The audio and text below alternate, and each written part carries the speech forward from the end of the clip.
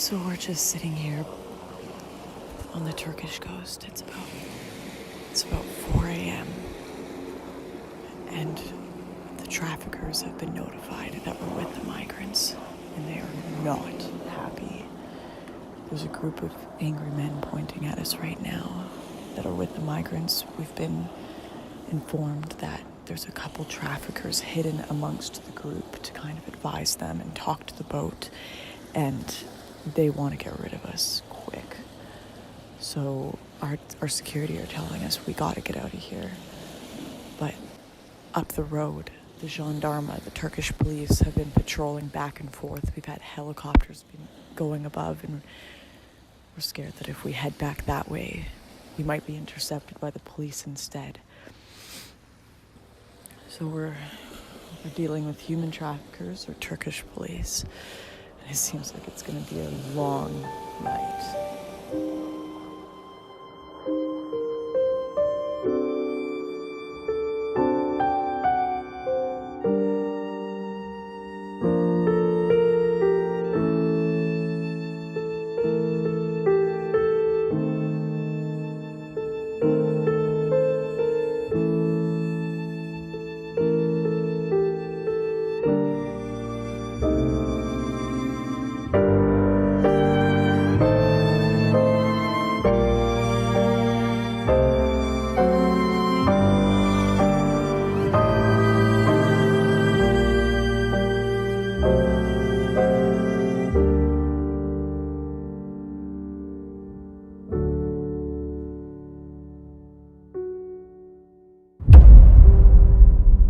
Europe is a continent in crisis.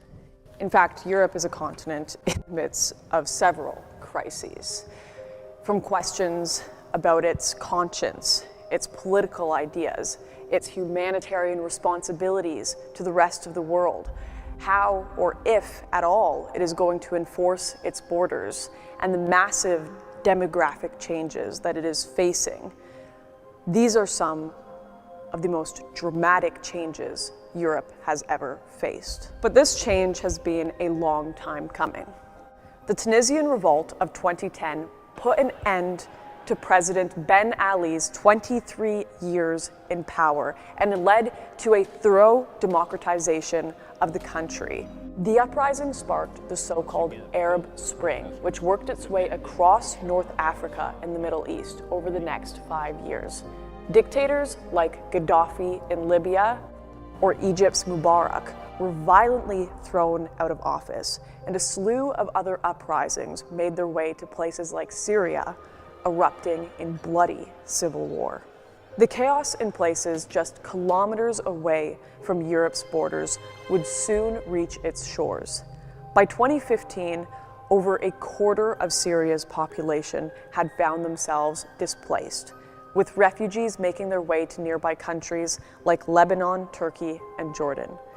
Continuing instability soon made Libya a crossing point for refugees looking to make their way illegally into the European Union. So far, the mainstream conversation has been dominated by talk of refugees drowning in the Mediterranean and questions of what is our humanitarian responsibility to people fleeing war and persecution. But alongside this, there has been a second conversation, one asking questions about the women who were raped en masse in Cologne, or of cultural compatibility and religious compatibility. Just how many people can Europe handle?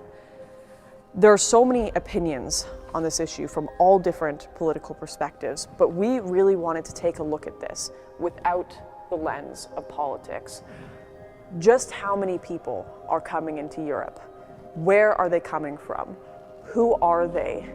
And what has been Europe's response? How many of these people are economic migrants? And what actually happens to them once they arrive on the shores? Turkey saw more than 60% of all Syrian refugee arrivals to their country, more than 3.5 million people. And at the height of the crisis in 2015, the pathway between Turkey and Greece saw more crossings than any other route into Europe. So we'll need to draw a line back from Europe all the way to Turkey and begin our journey there.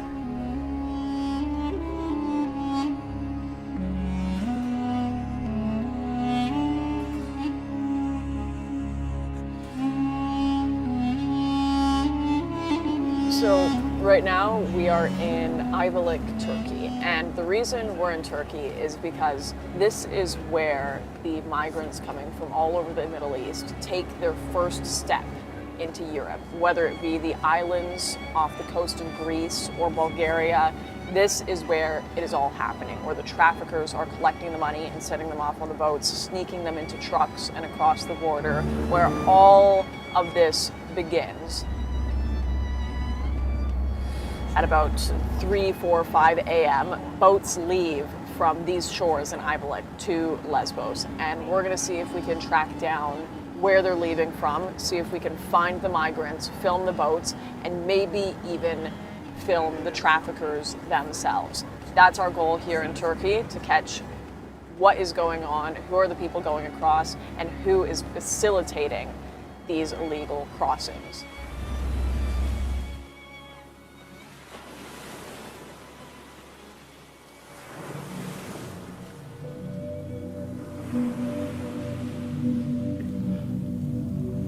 So we've just arrived. We've been doing a little bit of investigating, talking to locals, trying to find out where the traffickers are going, where they're taking off from, which routes the migrants take, and all of our investigation has led us to this spot here. It's a beach right across the water from Lesbos, Greece, and we've been told around up to hundreds of migrants come through this route every week at some points, and we thought maybe if we stay here at the times they come through around 4 or 5 a.m., we'd run across some and we could film them and even talk to them. Yeah, this must be one of the spots that they start. Got life jackets here. Some gloves. Got a tube.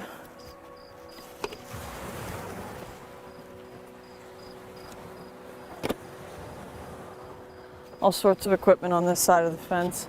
They must hide back here until late, bring the boat over, get people on, and then send them out.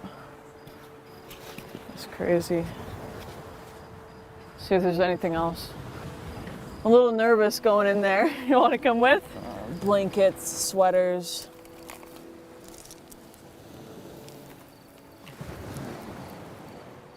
Yeah, here's someone's sweater.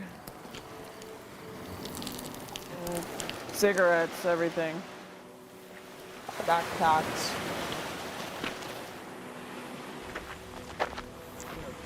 We're gonna have to turn off these lights pretty quick here and be super quiet because we don't want to get discovered by the traffickers or the migrants and scare them off, because we want to see what it's like on the ground for these people coming into Europe.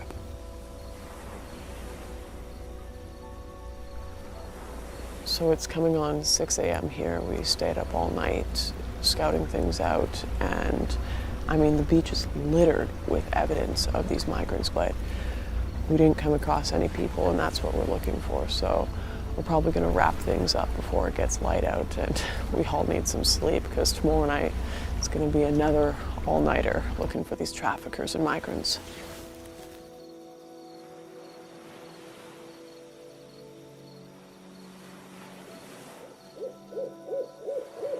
It's 2 a.m. I'm in a small little village in Turkey called Kuru Oba, right across the water from Greece, and I'm here to speak to an olive farmer.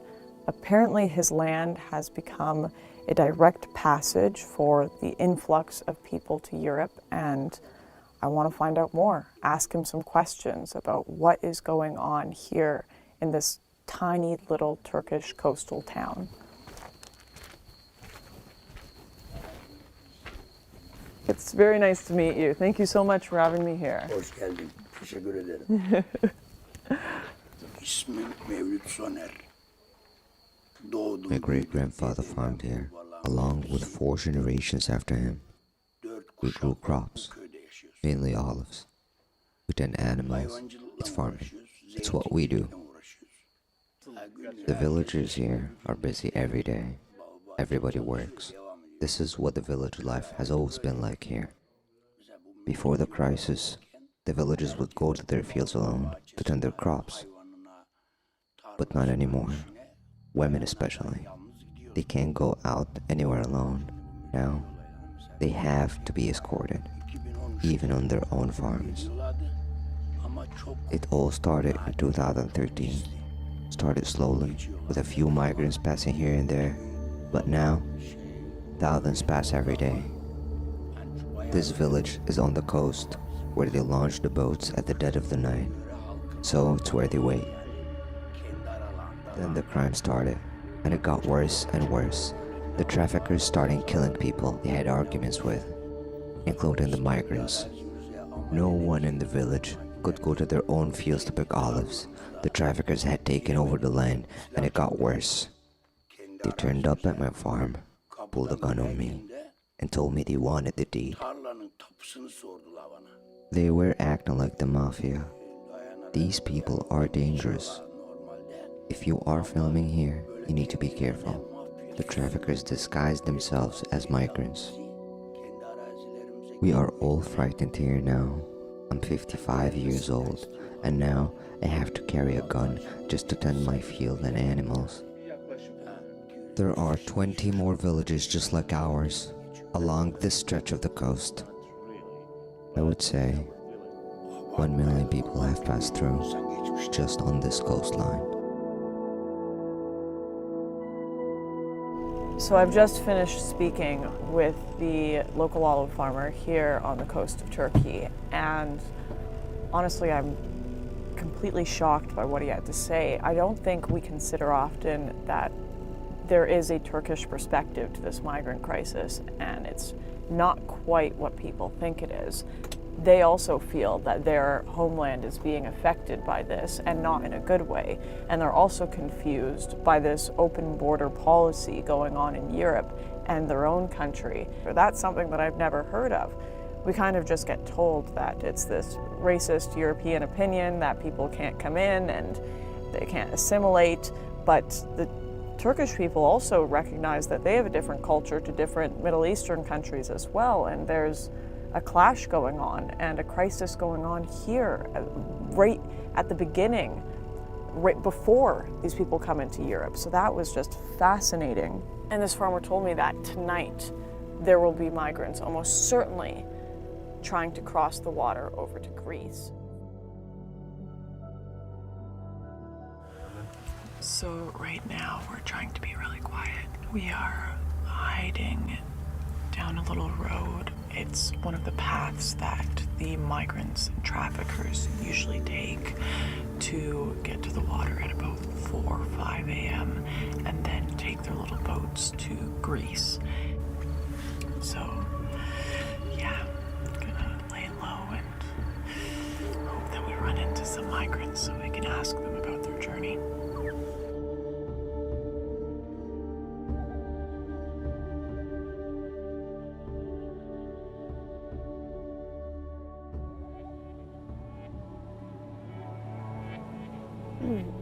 So it's night number 3 of pulling an all-nighter searching for these migrants, and I'm actually a lot more hopeful that we're going to run into some people tonight because we've changed locations and we're in a far more high-traffic area. But after getting that information from locals, we also found out that these aren't just traffickers. Like, these people are armed. Like, they've come up to people's doors with AK-47s. So as much as I'm excited to potentially run into these people, I don't know what's going to happen if we actually find them.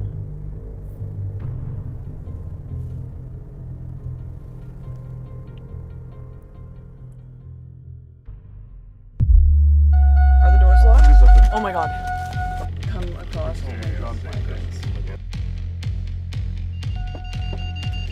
Holy shit. They're refugees? Open the door. Let's follow them down. Open the door.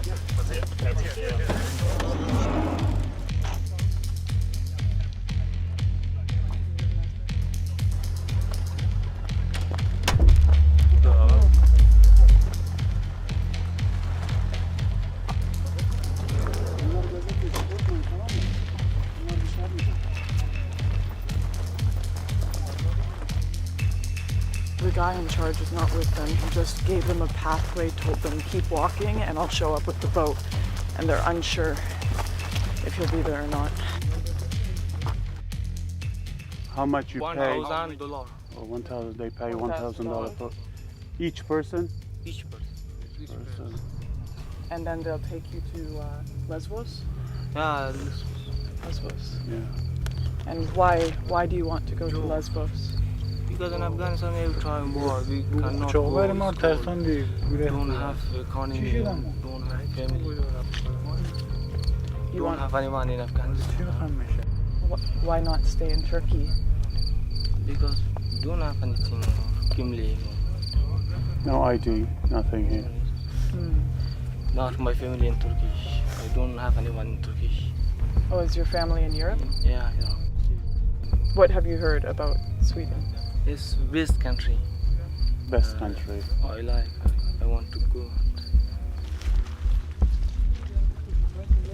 So right now I'm standing on a beach with a bunch of migrants or refugees, and they're all trying to cross to Moria, but there have been gendarmes all across the roads arresting people, stopping them from going over, so we're not even sure if their boat is going to show up. They've come down here to the shores and they have no idea where the boat is. They've all paid thousands of euros to make this journey, and it's uncertain whether there will even be a ship arriving at this point. And in fact, they've mistaken us for their guides. We're just waiting here. We're not sure how long we should save because there's a gendarme boat going back and forth here, and we don't want to get arrested with everyone if that happens because all our footage will be taken away. So we're gonna lay low, be quiet, and see if a boat arrives, but we've got to get out of here soon.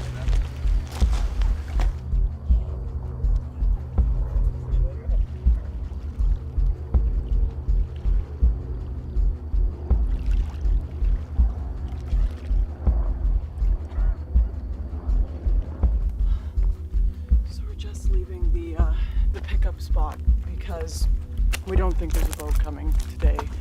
There's a bunch of people waiting down there. They kind of split up. They were all confused as to whether the traffickers were coming or not, and there were a lot of gendarme, Turkish police around tonight, and we think the traffickers may have even had a scout out that saw our car and thought our car may have been one of the police, so the boat decided not to show up. It could still be showing up right now. We're uncertain, but we decided to get out of there before the lights came up because we're either stuck between police and a bunch of angry migrants that didn't get a boat. So we're gonna try to get out of here, get safe in the car, drive away, and then assess the situation and see what happened. Just, we do not want to get arrested today, and we don't want migrants angry because their traffickers didn't show up.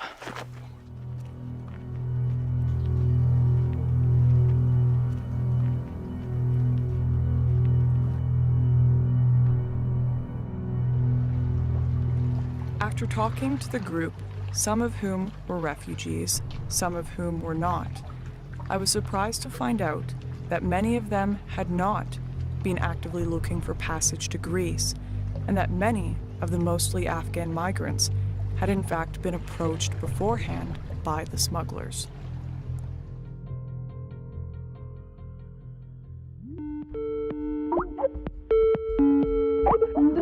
Hey, I haven't heard from you in like a week. We were getting a little worried there. Are you guys okay in Morocco? What's going on? We've managed to get ourselves an interview, a frontline interview with one of the guys who actually traffics people, so places them in a boat, puts them on a boat to Spain. It's been pretty hard to get the interview, but he's agreed to do a video interview for us. There's a couple of issues here in Morocco, though. I'm sure you're aware, but filming is really restrictive legally here. It's pretty crazy. There's checkpoints everywhere, so bring the bare essentials that you can to get this done.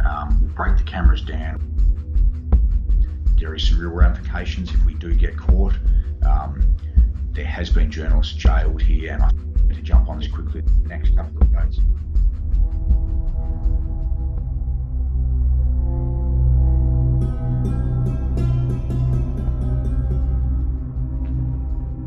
Okay, so we're in the mountains of Nador, a little town on the coast of Morocco, right across from Spain, where tons of migrants from sub-Saharan Africa are just sitting here waiting for their chance to get on a little dinghy raft to go over to Spain. And it's been hours. We've been waiting all day, and our guy hasn't shown up. He's nowhere to be found. He's sending us really brief messages, yes, no, back and forth. He's super nervous about talking to us, but we're just gonna kind of hold out here and see, because if we can talk to him and really figure out what's going on here, that would be huge. So it's getting dark soon. Probably gonna have to interview him in the dark if he does show up.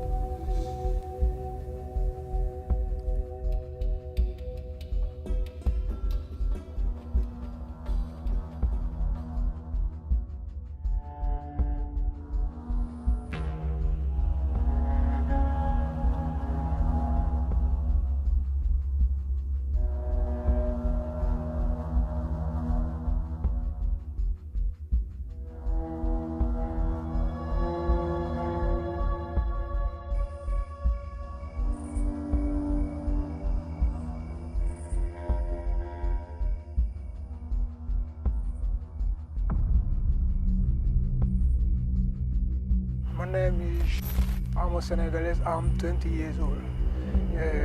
I spent 8 months here. How do people get to Spain? People have to spend a lot of money here. They have to spend 2,000 euros. Wow, from Tangier. But it's not guaranteed. When you enter in Spain, you are lucky. When you don't enter, you are lost the money. You try again to have another money to go. So you can pay more for a guarantee? Yeah, the guarantee you have one bank. Everybody, 2,500 euro, 2,500 you have. When the boat enter, the boss have a lot of money. How many people are sent over to Spain from here a week or a month? One day you can have 500 person. One day you can have 500 person, but the months you can have 2,000. Why don't people legally apply? Why don't people try to go in legally? Because of, in our country it's so difficult to have a visa. It's so difficult to have a visa. When you have money to give the government. Is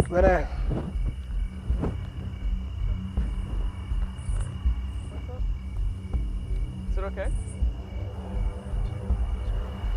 It's not just that car. Just watch that. Stop there. It's coming in. So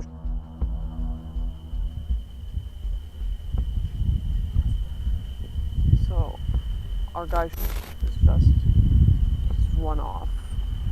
We just had a local farmer pull up, and the car coming out into this field with the light on thought it was a sting operation, I guess. They're so worried that we're working with the cops. We're trying to set them up. We're trying to get them arrested. And he just sprinted into the woods. And he's got a laugh mic. He's gone. There's a good chance he's not going to come back. He's going to think that this is all a setup. We're going to lose and burn all of our contacts in this area. So he actually came back, which was awesome, and he brought the lav. So it looks like we haven't totally burned our contacts there. It's all business. I mean, we're not talking about refugees here. Refugees can't afford to pay these 2,000, 3,000, 4,000 euros to get over to Spain. People who are dirt poor trying to escape their country. These kids who are living on the street just starving to death in sub-Saharan Africa. They're not the ones getting on these boats. They can't afford that. We're not talking about the poorest of the poor. The people who actually desperately need to come to Europe, they're never going to get to set foot there. They're never going to get to come over. They can't afford these prices. That's what's so freaking sad about it. It doesn't seem like any of this, until you get, I guess, until you get to the last leg of the journey where you've got these NGO boats, none of this is for humanitarian aid. And I mean, you've got tons of Canadians, tons of Americans, tons of Europeans donating millions of dollars for these NGOs to go into the water and save these people because they think they're Syrian refugees. They think they're poor people escaping corrupt governments that are oppressing them. And all it is they're just the last leg in a giant human trafficking operation, making these people in Morocco millions and millions and millions of dollars. And the people they're helping are not who they think they are. It's really sad. It's really, really freaking sad. It's easy to underestimate the scale of the operation in Morocco.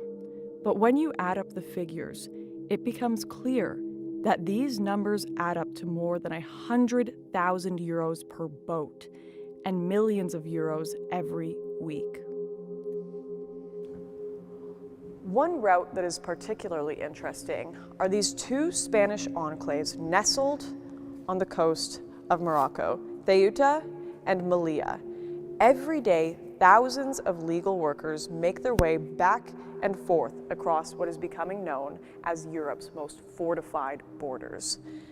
It is increasingly becoming one of the largest crossing points in 2018, with thousands making their way to the enclaves and then into the EU Schengen zone.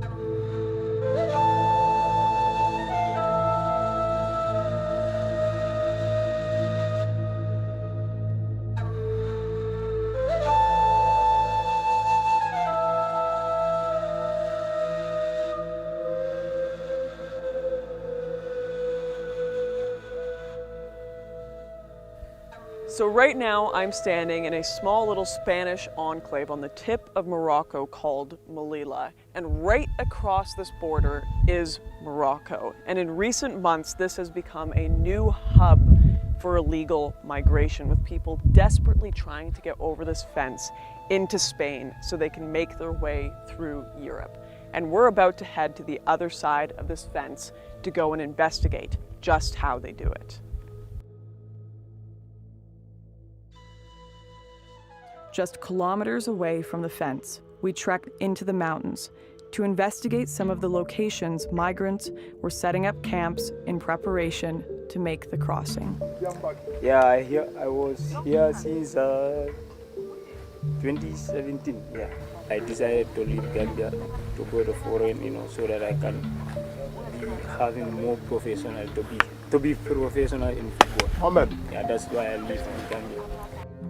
Do you have any guess of how many people in total are here today?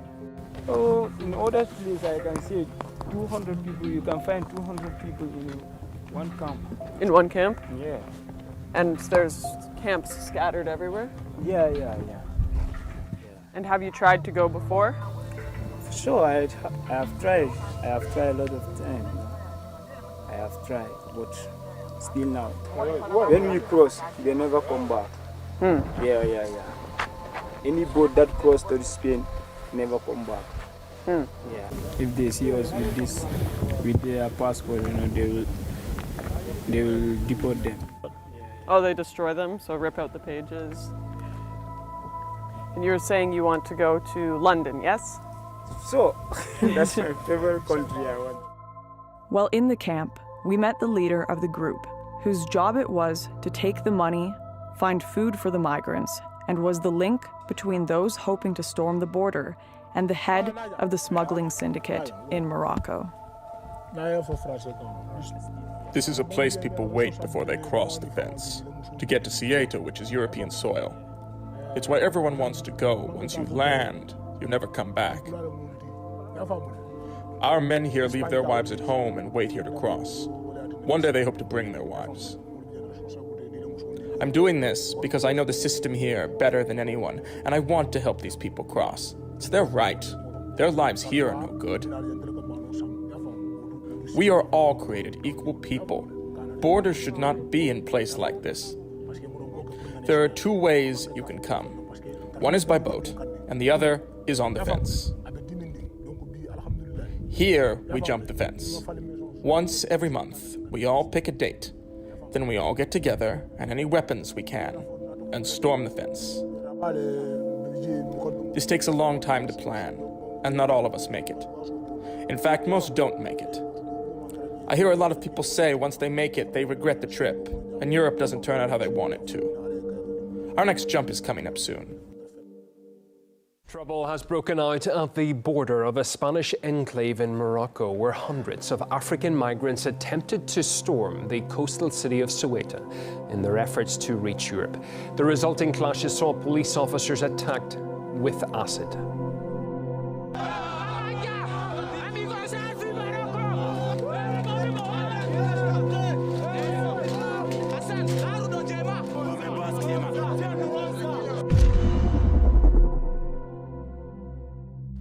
So we need to talk about Moria.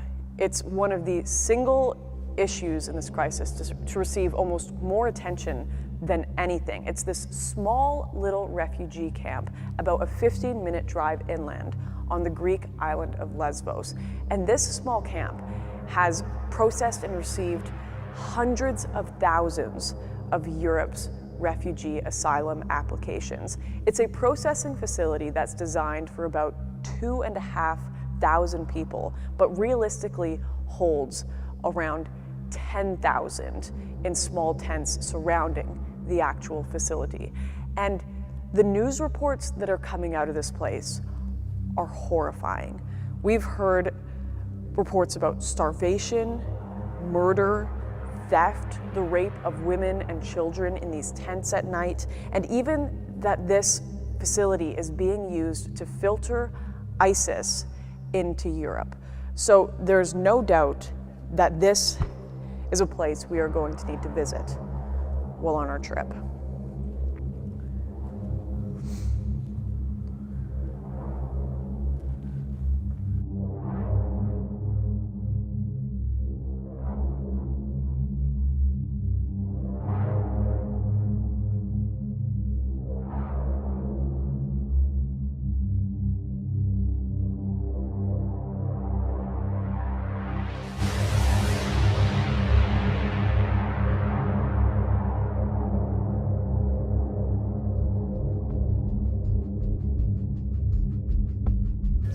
The camp is completely full.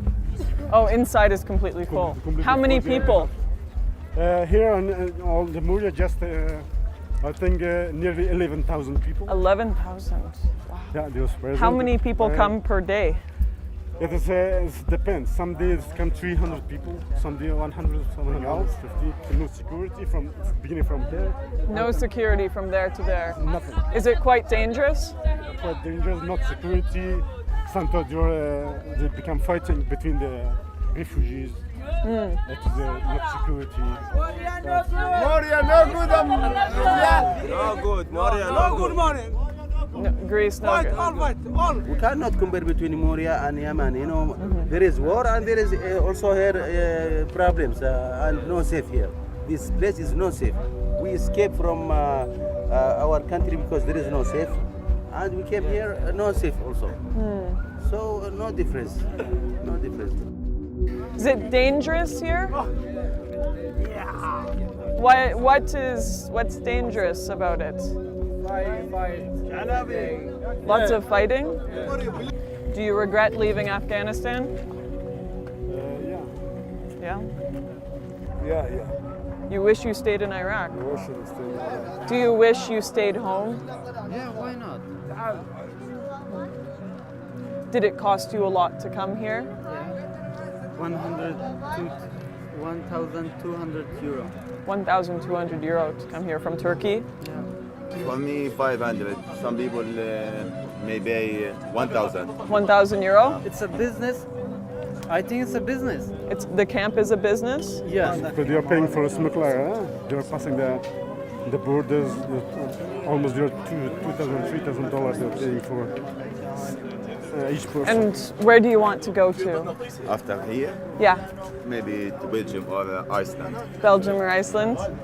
This makes problems, you know, and at the night maybe some people come kill you while you are sleeping. Has that happened before? Yes, it happened. You know, many people killed and hated while they are sleeping. Food line. And are there fights? Yeah. Oh my God. Every day. Look, every day the situation. We spoke to a senior doctor working with patients in the camp to understand its problems. I've been here in Mytilene for 4 months. I'm mainly based at the clinic here, but I have been doing some sessions, going over to Moria and working in the camp there a little bit. Moria camp has 9,000, more than 9,000 now. We're having 100 people arrive each day. There was, on the 16th of September, there were 324 arrivals to the island. So there are small movements off the island, but actually that's only, it's not decongesting. There are so many people in a camp that was originally designed for 3,100. So we need to get people who already, have been identified as being vulnerable. They need to be moved off the island to the mainland, and so they can be looked after, there. Thank you so much. It's a crazy situation. Yeah. It's tough. We spoke to a few people. Oh, I wish I could go home now. I regret coming. It's difficult to say. I mean, at the clinic here we see largely single men. I mean, a lot of the people that we've spoken to are showing us like stab wounds and stuff like that, and it's just... Yeah. I think you put 8,000 people into a place and then, you are putting some ethnic groups together, but it's just the context. You put 8,000 people together and they don't know how long they're going to be there, they don't have any hope, you're going to get violence. Of course you're going to get violence. I guess 8,000 people kind of at the end of I'm sorry, but it's just a recipe for disaster. While Doctors Without Borders were working to help many of the migrants suffering in the camp, several residents made some alarming allegations about Greek government doctors working inside Moria. How do they get you to Athens with the bribe? How does it work?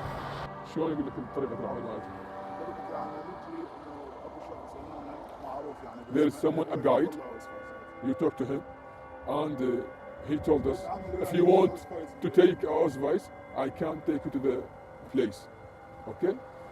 He guided him to the doctor and make a paper for them and wait in 2 weeks, 1 month to get these papers of passing. So after that he can pass. So the doctors make them? Yeah, he take a bribery also. After reception there is many people told us to come to the doctor. You can sell this advice, you can buy advice, or we can take you to the doctor. He can do something good for you to take official paper to go pass from him. So is the official paper like a medical form? Yeah, medical form. Yeah. So he'll say you have problem, you have cancer, you have something bad, you have dangerous illness, like a cancer, like something like that. You have a problem in kidney, you have problem in heart, like that. And then you have to move to Athens. Yeah. We must be moved to Athens. As troubling as a potential bribes for passage scandal is, what we heard next was deeply concerning.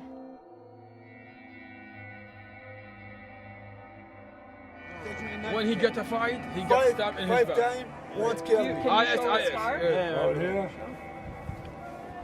اشرح لنا الكنزه يا كاظم. هاي يسموها 111 قلنا 3 شفرات يطبقوها سوا. ضربه على راسي. Fight everywhere. Camera problem. We must put a camera. Fred, if you want to protect people, put a camera at least. Big problem here. No give me medicine. To distinguish the criminal. I want to speak just you. Distinguish the criminal. How do you know it's ISIS? You can come to me and my tent. How do you know it's ISIS? Maybe 1,000, 2,000. You mean ISIS? We will come to your tent and you can tell us. You said you know ISIS is operating in this camp. يقول لك يشتغلون هنا الموجودين هنا طالبين لجوء يعني جاي هنا يطلب لجوء حالة asking for refugee. Why? They are here. لأن مهزوم من سوريا. Because they are defeated in their countries. So they are looking for refugees. They're looking for a safe place. They are here. They can raid, they can kill, they can steal. They have monster face. كلهم مسلحين عندهم. They have knives. And they are causing violence in the camp. Something bad, weapon. not weapon like a knife, something like a razors. كل مشكلة إنه نحاول نبلغ البوليس. أنا قبل فترة ضربوني سكينة براسي هنا سكين فيها. Before a time البوليس بلغتهم يقول لي قوم. He got hit in his head. يقول لي قوم اللاك. البوليس. He said, police tell him قوم اللاك. Go bitch. They do not care about our life. Okay. And they don't care that there are radicals in this camp. Radicals, yeah. We told them to put a camera. We told them many times to put a camera at least to protect ourselves. Okay, we thank them. Okay, but we need a protection at least. Protection. We appreciate what they do. Food, okay, they are providing food, but we need the very important thing is the protection. Protection. And drugs everywhere. This is dangerous. This is a virus. Must be defeated. There are, you say, something like 11,000 people here. How many would you say are ISIS or criminals? Many of them. His life is not safe here. أنا هسه ما أريد من الحكومة اليونانية ولو أدري الحكومة اليونانية هي تساعد على الإرهاب وهي تمول الإرهاب داخل موريا. How do you stay safe? We are got to protect us. You just hope you cross your fingers? Got to protect us. We do not scare from anyone. If the government put a camera everywhere, they will discover everything. They will find out everything. Just a camera. معنيين يعني يقدرون يساعدونا احنا مو كل ما تجي الصحافة نحكي والفيديو ما راح يطلع. Many of you came here, didn't send the message completely. حياتي معرضة للخطر. من دخلت من شهر الواحد باليوم انه انا حياتي ما فد يوم انه نمت نومه مرتاح. He is atheist. He doesn't believe in any religion. His life under danger. Because you're atheist? Yeah. As he says. Is majority of the camp religious? Yeah, majority is the Islamic. But he's scared from the ISIS. He's scared from the radical fanatic people. ISIS. قلها خد شوف الخيمة تفتر عليها من الداخل من الخارج كلها مشققة يعني من كثر ما دخلوا هنا. Many people attacked him and using a knife against him. Because he's atheist? يقول لك شنو السبب؟ لأن أنا ملحد. Yeah, because he is atheist, as he says. And if you are, do other atheists or Christians get attacked in the camp? مو بس الأثيست حتى المسيح. Also Christian? Also Christian وبعد Jew. الأقليات لا minority? الإيزيدية الأكراد. إيزيدية أكراد؟ إيش بيهم؟ الأكراد هم يعني أكو تقريبا 4 أكراد انقتلوا هنا. موجود أكو فيديو. يقول 4 people from the Kurdish have been killed. The Kurdish people? Kurdish, as he said.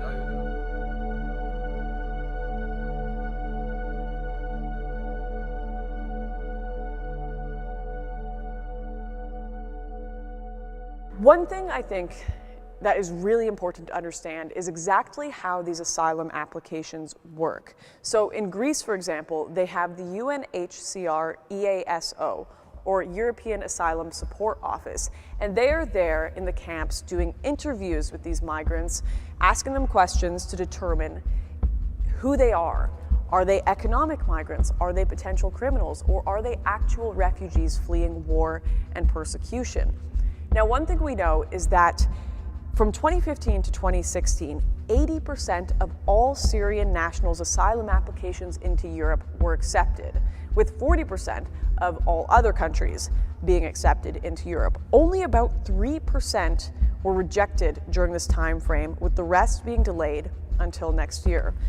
We know that in 2017, Germany accepted the most out of any other country in Europe, that being 261,000 asylum applications, not including those who illegally entered. Now, many of these people came through Lesvos, so we want to know just how many of these people are still coming in, who are they, and in 2018, is this process still working the way it was initially supposed to? Ariel Ricker welcomes an asylum seeker to a legal consultation. The Hawaiian-born lawyer abandoned her practice a year ago to set up Advocates Abroad, a group that offers legal aid to those seeking international protection. Ricker herself took on Lesvos, ground zero in this great experiment, out of concern for American human rights standards. America is a land of migrants, and there's an anger, I think, about how this election turned out. We sent a producer to meet Ariel in Scala, a tiny fishing village in the north of the island that was home to several NGOs and hundreds of aid workers and volunteers. In the Goji Cafe, a hub for volunteers, he recorded this meeting. I tell them that this is acting.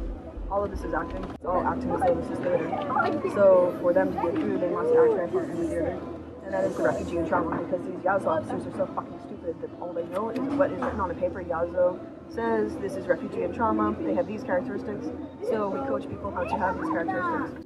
So like the first role-playing activity we do is like us being them, and they're the officer. And then we flip around after they've had some practice to see how should I walk into the office, how should I introduce myself, how should I give them a folder, and then how do I sit down, and then when do I stand up, when do I show them how to pray. Why would you need to show them how to pray? Well, because it's a good way to show honesty. It's done in other places too, like not good places, to see if you're truly what you say you are. You can't show how you pray. Like if you're actually Christian. Oh, so if you're saying that you're like fleeing persecution, then you should probably know how to be, praying that way. They also ask like, what's your favorite holiday?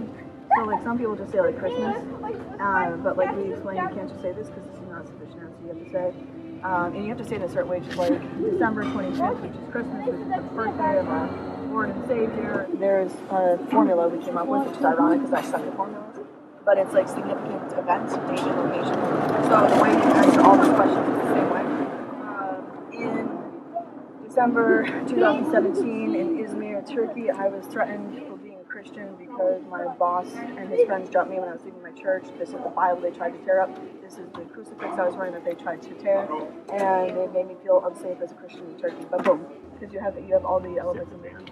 Like our narrative timeline format has like a fill in the blank section at this point. And then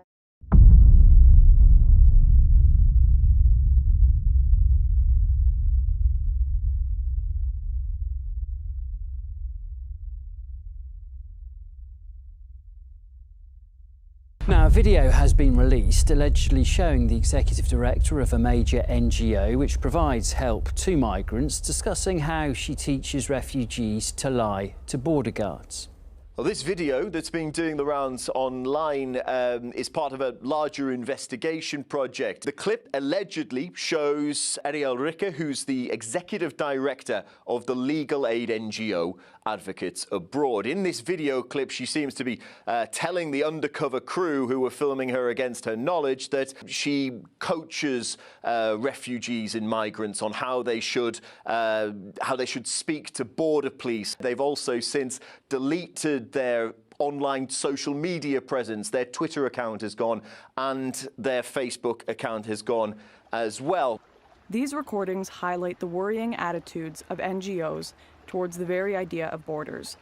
In the car on the way to another part of the island, Ariel confirmed not just the existence of smugglers inside Europe, but revealed the level of support for their actions among volunteers and aid workers. Smugglers, actually, there's various classes of smugglers in my mind. There's angels. They're very rare, but they're two hero angels that I love. They're the jet ski heroes. And like this is, I don't know what they're actually called. I don't know their real names or who they are. But they both have been arrested, like on and off. Like the jet ski hero of Izmir was just arrested actually here in Lesbos the other day. So his deal is basically he doesn't charge except for what the petrol costs to get from Turkey to here with on a jet ski. Wow. And he takes them on his own jet ski personally, and he drives them from Izmir to here and drops them off. And then he skirts off into the night with his little jet ski. Oh, I love him so hard. And he's done it like thousands of times. And so he's taken thousands and thousands of people.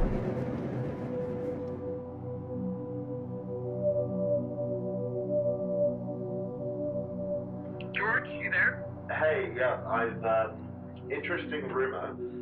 Apparently there's going to be a passenger ship docking in Lesbos this morning with the leader of ERCI on it, this Panos Moraitis guy. Yeah, he's the one that's in hiding from police for the last little bit. Apparently he's going to be on this boat. So I think if we can find a way on the boat, we can get an interview with him. But he's been in the news because of these allegations of people trafficking. And, you know, from what I'm hearing, he's been making a fuck ton of money when his organisation is supposed to be rescuing refugees in the sea around Lesbos? Yeah, if I'd be shocked. You know, we know there's a big business going on the other side now, but if it extends all the way to Europe, that's It's exactly what we've been talking about, these European NGOs making big bucks off this crisis. So let's do it.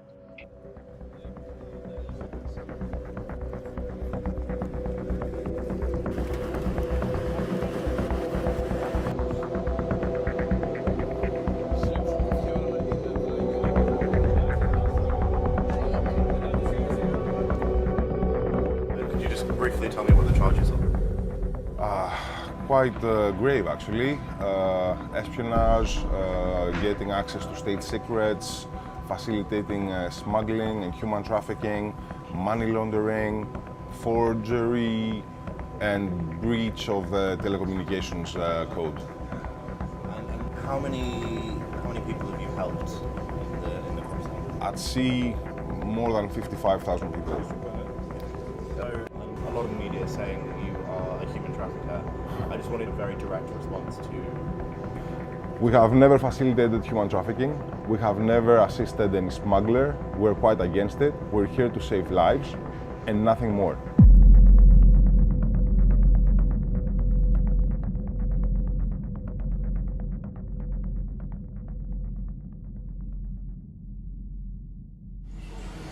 They said that we were actually money laundering unknown sums of money. And the press in Greece said like 500 million. And in reality it was 500,000 euro, which if you engage with NGOs, you know it's a small amount of money actually, for 3 years. Wow. But we were laundering it. So I've just gone back to watch some of the footage, the interview we did with Panos, the head of ERCI, and I'm listening to the undercover recording we have now. Panos denied all of these allegations to the police and publicly.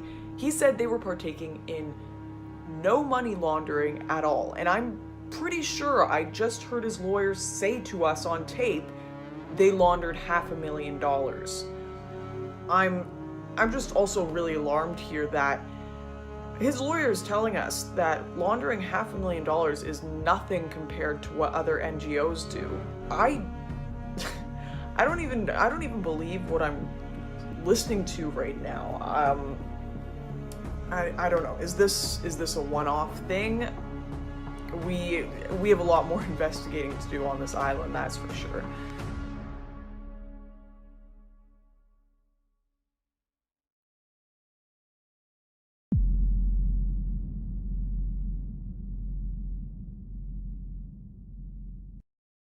Given the huge numbers of people entering Europe and the authorities' apparent inability to handle the scope of this crisis, it is no wonder that we are seeing an increase in migration-related crime, with a wave of major terror attacks across Europe following the influx of millions of newcomers in 2015 and 2016 to an increase in rape, knife crime, and murder.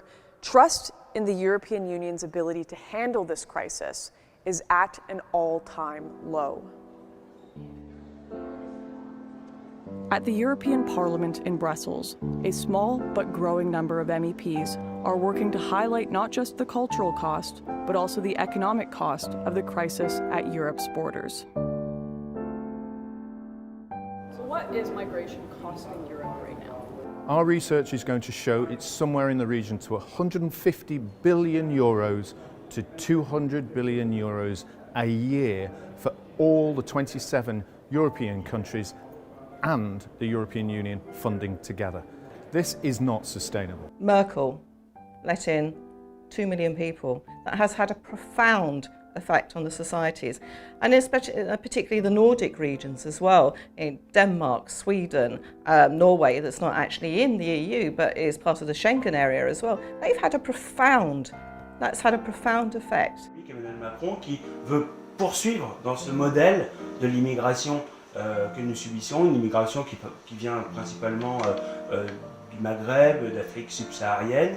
Et évidemment, cette immigration, elle a des conséquences dramatiques, des conséquences économiques et sociales très lourdes. La France, elle compte 6 millions de chômeurs, de personnes qui cherchent un emploi, plus de 9 millions de personnes qui vivent en dessous du seuil de pauvreté. Donc évidemment, ce sont l'une des conséquences de l'immigration. The Migration Advisory Committee said that large-scale migration hasn't brought the huge economic benefits that the left have argued. Actually, in some cases, and particularly now is provable, if you're poor across Europe, you've actually suffered. Your wages have declined. You've become more cramped, more dense in the housing. It's been more difficult to try and get into social services. Those have been accepted facts now. And then there's billions spent on communications, a migrant compact. It's just billions and billions and billions wasted, where actually we could just be centering on the answers, which is our answers, which the voters want, is that we stop the migration coming and the fast tracking of the migrants that are already here, and then to stop more coming. And it is by bilateral negotiation and not by the EU doesn't have the solution, they are the problem. Of course the NGOs are aiding and abetting because the NGOs are ideologically opposed to us as well, and ideologically they are wedded to the fact that there should be a borderless Europe and there should be a borderless world, and so therefore they are aiding them. You're seeing segregation in Swedish cities. You're already beginning to see segregation in German cities. It's well recognised that if you have large-scale migration rather than drip-feed migration that fits into the economic needs that we have, you'll get segregation, separation, and also people starting to look at each other in a very negative way. This is not the future for countries in Europe. In some of Europe's often overlooked outlying countries, militia groups have taken it upon themselves to bolster Europe's professional border security, often patrolling the deep forests at the continent's far-flung borders.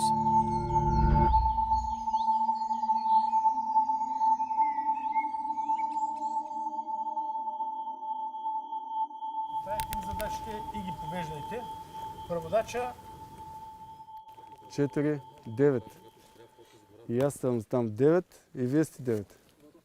Осмици и се разделят по 2 четворки да проверявате директно. Всеки си гледа района.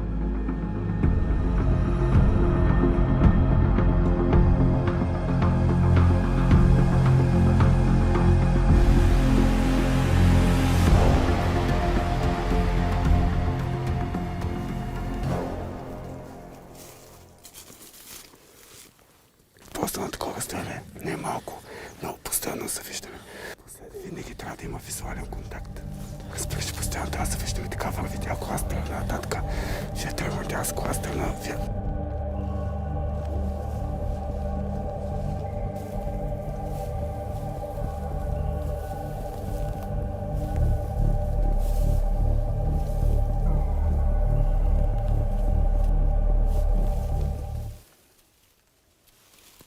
Така че, значи, щом ние сме тук, да се пусиме тук надолу, да видим от тирето нагоре. Тук е избил от горите на пътя, а тук е за приморска тук. Това е асфалта.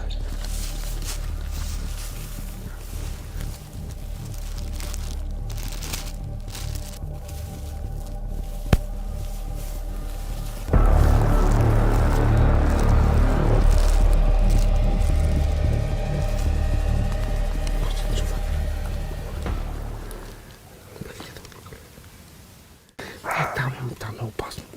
Виж, тук са, на спечатка са. Опасно. Стои ти казвам, че най-добре вариант. Сержант, чуваш ли ме?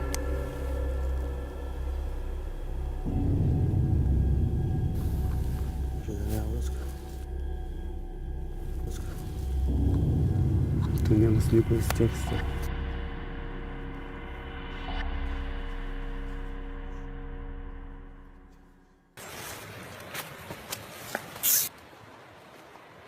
Турки!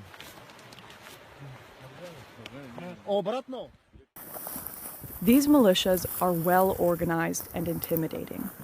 With mixed support from local and national authorities, many of the men carry only airsoft weapons. But to migrants detained in foreign territory, the effect is just as powerful. Аз самия съм професионален военен, professional military. Завършил съм военно училище.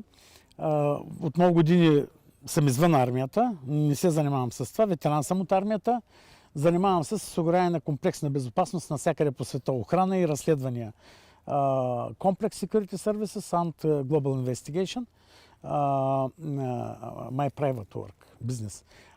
Но заедно с тези хора, които също са хора преминали през армията, някои от тях не са. Те са граждани, учители, историци, лекари, професори, които в момента ги обучаваме заедно с нас.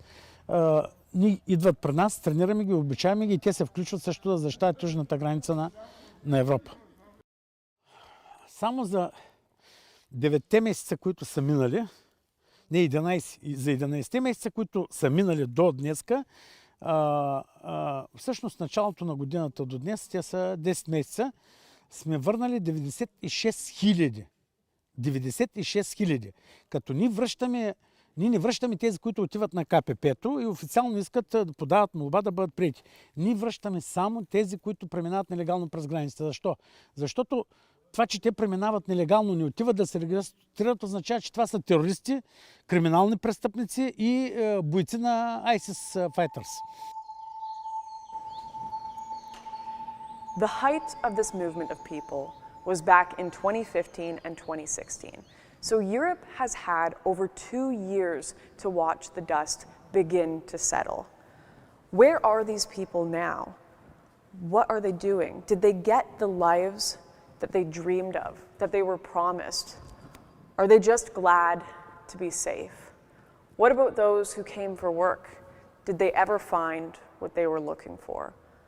I want to know whether all of this chaos and confusion was ever worth it.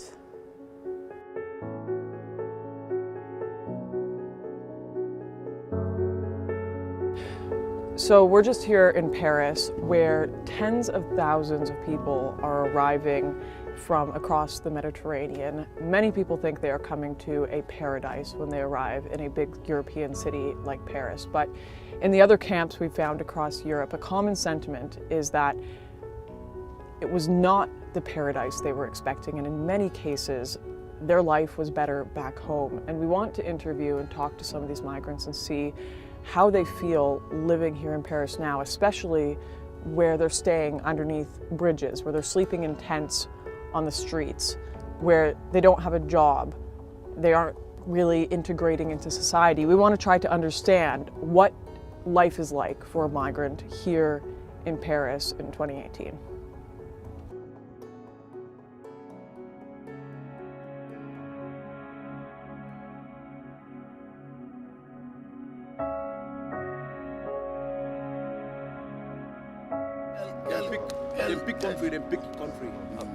Okay. Là, ça fait 6 mois comme ça que je suis arrivé à l'Italie. Je suis en France ici. Je n'ai pas de travail, je n'ai rien. Et voilà. Malgré on parle de français, mais on est arrivé de la France, on n'a pas, jusqu'à présent, on n'a pas trouvé réfugié, on n'a pas trouvé autre. Au Mali, tu vois, non, le Mali me manque.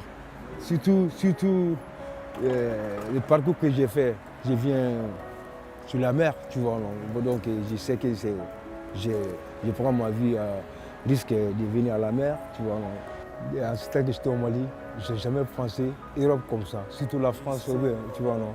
Donc j'ai pensé que c'était un grado, quand on vient, on va trouver des maisons, on va trouver des boulots pour travailler, pour envoyer quelque chose à la famille qui n'ont rien, qui ne mangent pas à leur faim.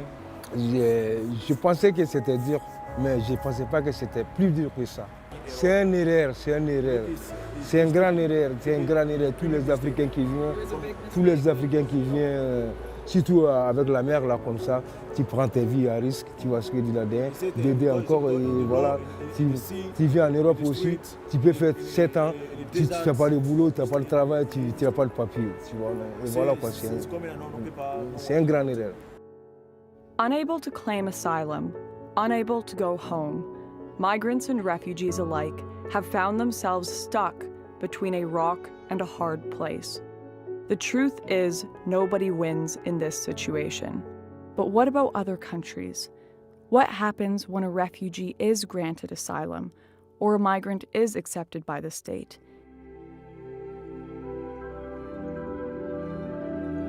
Direct provision began in 2000 as a means of providing basic accommodation to asylum seekers while their applications were being processed. It's, I suppose, in the news a lot more because there is a huge increase in the amount of asylum seekers that are coming to Ireland. As well as that one centre, 500 asylum seekers are also living in hotels and B&Bs around the country, and many and thousands more are living in other integration centres around the country. And this is the Grand Hotel in Wicklow. And what do people in some of the towns involved really think? I think it's a disgrace. I really do. No hotel in the town. They need a home too, but we have to look after our own first. I'm afraid. I'm afraid. I'm on my own with 2 kids down here and then having people that I don't know. Adrian Shanaher is the hotel owner and made the decision to close the hotel and reopen it as a direct provision centre. Quite simply, it was a decision taken for commercial reasons, where we took a view that we could stop those losses or indeed try and turn a profit. In Ireland, small towns have found themselves at the centre of a heated debate about migration and what European nations owe to those seeking a better life.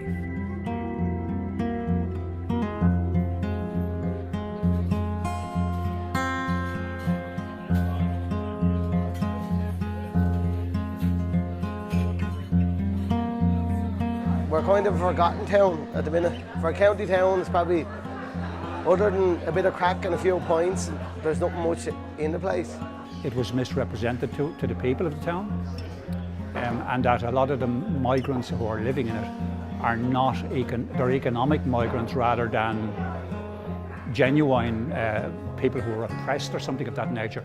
I don't know whether that's really true or not, but that is a commonly held belief.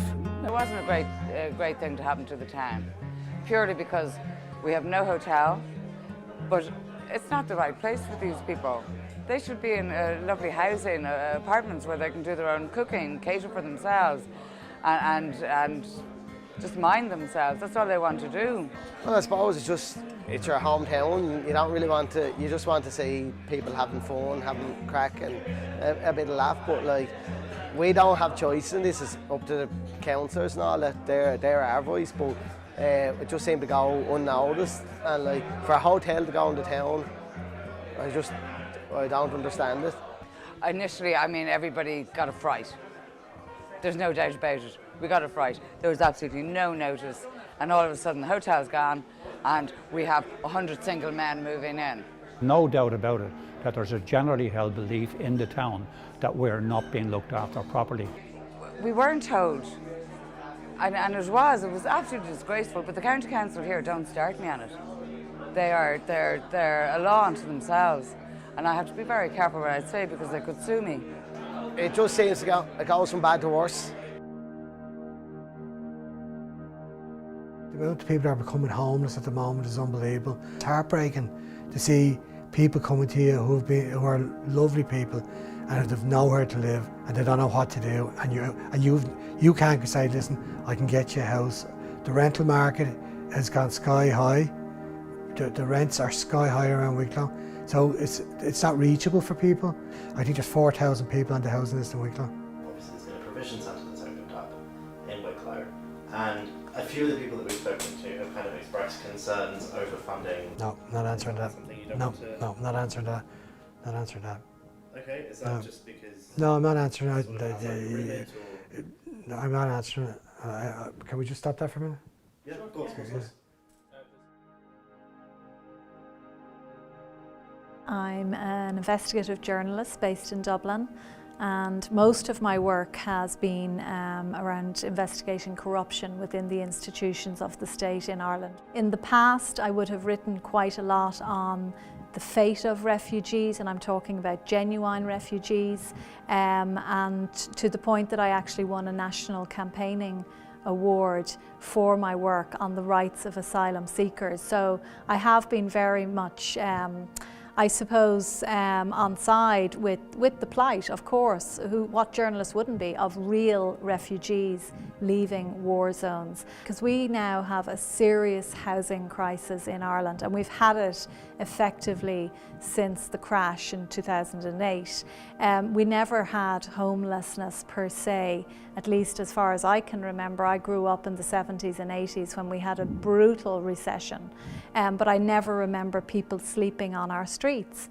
And in the last few years, we've got this now in Ireland, and it's shocking and devastating to see people in a first world, very wealthy country being reduced to living in tents, etc.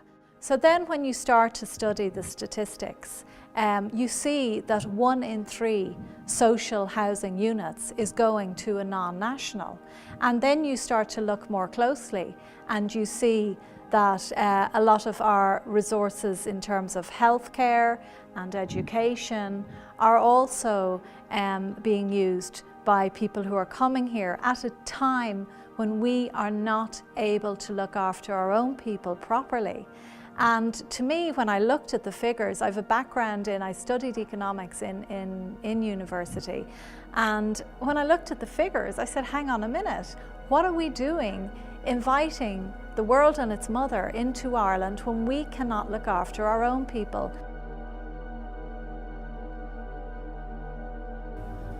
My name is Mankasa Nachuma. I came from Zimbabwe to Ireland to seek asylum.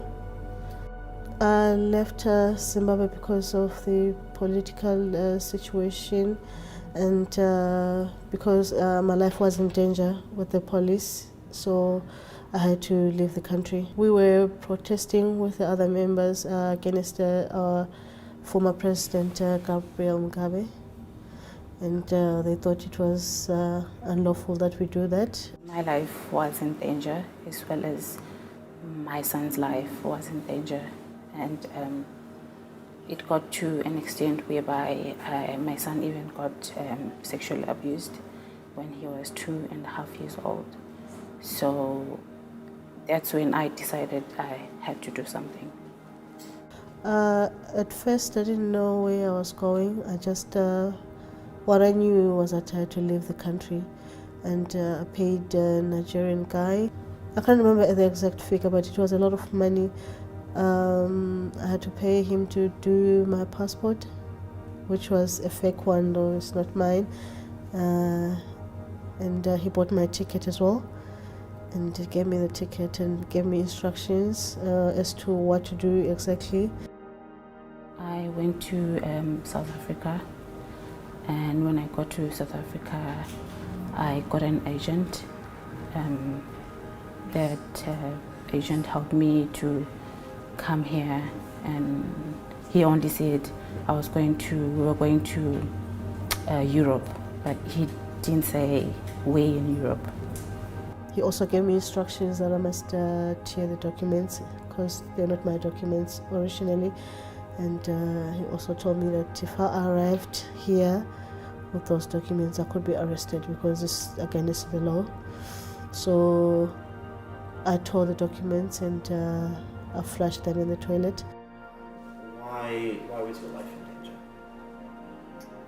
Because I had a friend that was a lesbian, and she was my best friend, and we had like some pictures together as a friend, though she was known that she was a lesbian, so they assumed I was the partner. And so there were people that were looking for her, and that's why they came to me asking about her, and I told them I wasn't her partner, so that's where the whole thing started. And on the sexual abuse, they said it was their way of correcting me doing what they did to my son. Most of the people have been welcoming here in Wicklow, but there is some people that are still not yet opening their arms for us. But we hope at the end things will be better with them. They would understand us. I'm grateful because my son got all the help that he needed. He got to see doctors, psychologists, and if you could give a message to the people of Wicklow, what would you say? well, I would say they have really nothing to worry about when it comes to us because we are harmless, and we hope that maybe with time they'll get to accept us. I feel very nervous, yes, because the owners of the land, they're struggling with housing, and what more of a person like me, foreigner, that's coming into their place, you know. And when I look at it, sometimes I feel like it's not fair that I've got accommodation and some of them, they're living in the streets, you know. You know, not having like more foreigners in your country or asylum seekers like us, I think, and them will be thinking maybe we'll be getting their jobs in the future, or with the housing thing going on now, the crisis, so it's going to be kind of difficult for them to accept foreigners coming over to their place. There are some difficulties, there are some welcoming hands as well, so because I don't blame them, that's exactly whatever we can do. Even me in my country, if I see someone who is a foreigner, it's not going to be easy for me to accept them. So I don't really blame people who don't accept us, but I respect them for that. You can't have open borders when you can't look after your own people. I've spent a lot of time travelling around Ireland in the last few months talking to communities very rural communities that feel very threatened. And of course, it's rural Ireland. Rural Ireland is the heart of Ireland because our cities have become so multicultural that they don't even feel Irish anymore. You go into a shop or a hotel and the chances are you will not be served by an Irish person. So rural Ireland is where you get the real Ireland still. So people are very frightened.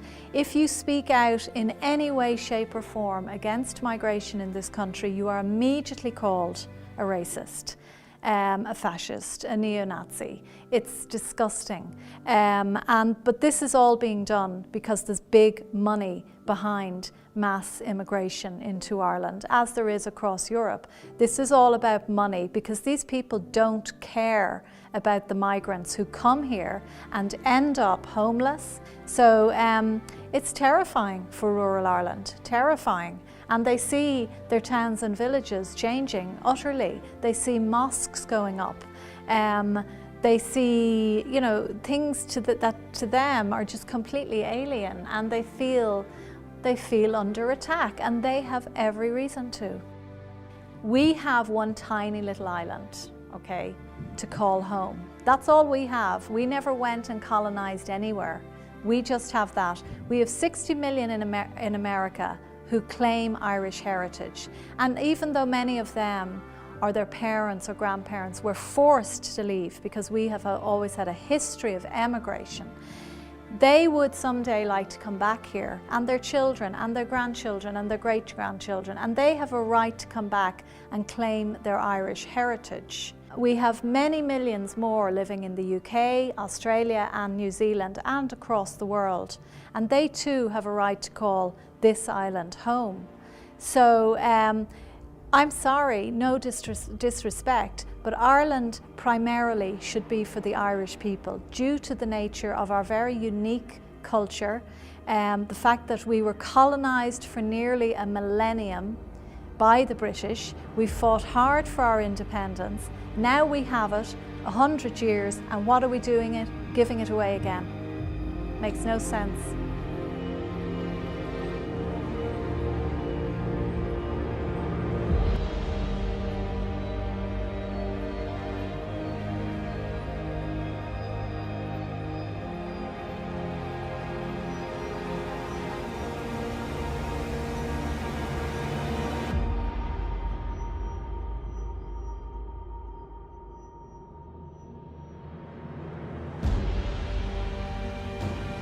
Do you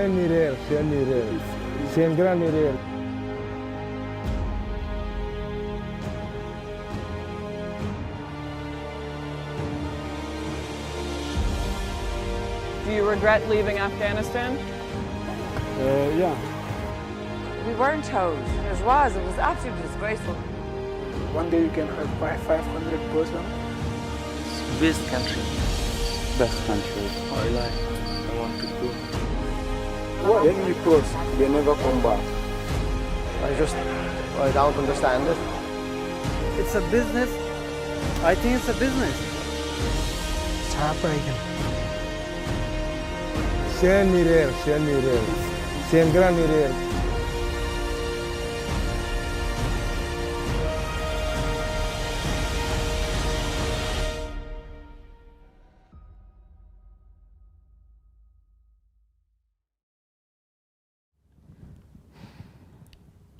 Going into this, I thought I had some understanding of the migration crisis. Coming from a political background, from a journalism background, having read the material, looked at the studies, spent a lot of time talking about it, I really thought I had a better understanding of this issue than most people. And I think there is a cultural pressure for people in general to pretend they understand these giant crises we're dealing with and to offer solutions to them even when we don't have them. And I can tell you right now, being on the ground for 4 months, meeting these people, being in the middle of these shipments, these NGO operations, the camps, all I have discovered is this is all so much more gray than I ever could have imagined. Are these people invaders? Are they intent on destroying the Western world? No. A lot of them are like you and me, just born in very unfortunate countries with unfortunate situations that they have hopes and dreams of leaving. Are they refugees? I can't sit here and lie to you and pretend that they were. A lot of the people I met, I think the majority from countries that weren't in war, people that had enough money to be able to buy a ticket to get on these boats, who had sold houses that they owned in their home country, who had businesses in their home country. But they certainly weren't coming for the sole purpose of just invading the West, pillaging its resources, or because they wanted to escape some sort of terror. And these are the narratives that are sold to us by the media, that they're either escaping terror or coming to pillage Europe. The truth is, they have been sold a lie. Human traffickers, the media, how they portray Europe to these people is it is a paradise. These migrants truly believe they are coming to paradise. You know, you have all these people who are constantly chanting open borders, who want to help, who genuinely in their hearts believe they are doing good, and they show up at train stations holding signs that say refugees welcome. They knit them blankets, they bring them baskets of food, and they just think that bringing these people in is the most humanitarian and beautiful thing that you can do for both Europe and these migrants. But where are they when the cold French winter sets in? Where are they when these people are sleeping under bridges and living on the streets? And eventually, when we figure it all out, you're going to have a very broken and poor Europe and a lot of hungry, homeless, lost and displaced people who were sold a lie. And a lot of very wealthy, evil men. And this is the story that I didn't expect to find going on the ground, but it's what we got. The story of a borderless Europe is one where nobody wins.